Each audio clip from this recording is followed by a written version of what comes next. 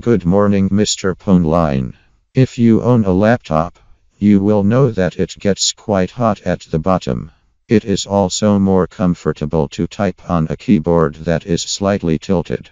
There are already many laptop racks that solve this problem, but they are either too bulky, too expensive, too heavy, or just ugly.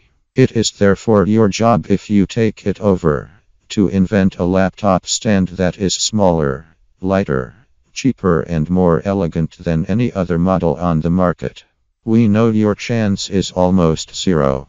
If you accept this order, as always, no matter what happens, we will definitely deny to know you.